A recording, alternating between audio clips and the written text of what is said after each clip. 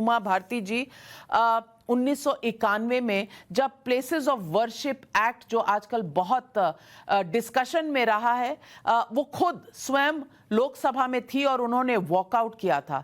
उमा भारती जी, हमारे साथ जुड़ने के लिए आपका बहुत बहुत धन्यवाद, प्रणाम, नमस्कार।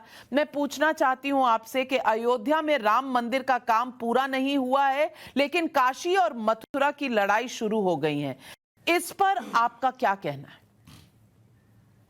पहली बात तो मैं ये कहूंगी कि काशी और मथुरा को लेकर कोई लड़ाई नहीं है, क्योंकि वो इतने स्वतः प्रमाणित स्थान है। श्री कृष्ण जन्मभूमि है मथुरा में, और काशी विश्वनाथ जो कि 12 ज्योतिर्लिंगों में सर्वोत्कृष्ट माना जाता है, क्योंकि काशी को 3 लोक से न्यारा कहा जाता है। ये शिव जी के त्रिशूल पर टिकी है, और इसलिए इसका जो विश्वनाथ का शिवलिंग है वो विशिष्ट शिवलिंग है।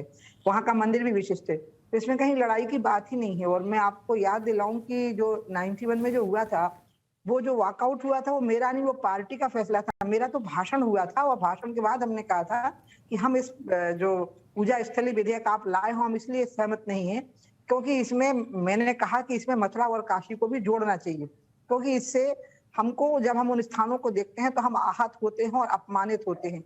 और इसके कारण जो आप चाहते हो कि देश में दोनों समुदायों के बीच में सद्भावना रहे, तो वो ऐसे हालातों में तो नहीं रह सकती है जब तक ऐसे स्थान होंगे।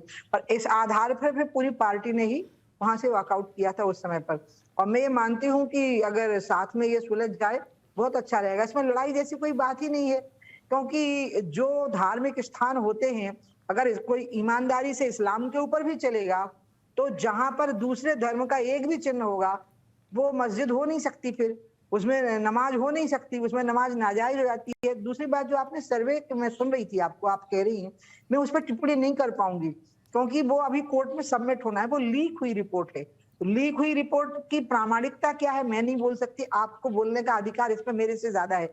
मैं तो एक बात कह रही हूँ कि मेरी तो अपनी राय में यहाँ सर्वे की जरूरत ही नहीं थी। अयोध्या जी में तो सर्वे की इसलिए जरूरत थी क्योंकि सारे जो प्रमाण थे वो नीचे थे, जमीन के दब गए थे नीचे, तो खुदाई करनी पड़ी। और खुदाई भी इसलिए हो पाई क्योंकि 6 दिसंबर को ढांचा गिर गया, नहीं तो ढांचा नहीं गिरता तो वो हो ही नहीं पाना था। यहाँ तो उसकी जरूरत ही नहीं है, क्योंकि दीवारों पर मैंने खुद श्रृंगार गौरी की प्रतिभा देखी और 96 से पहले।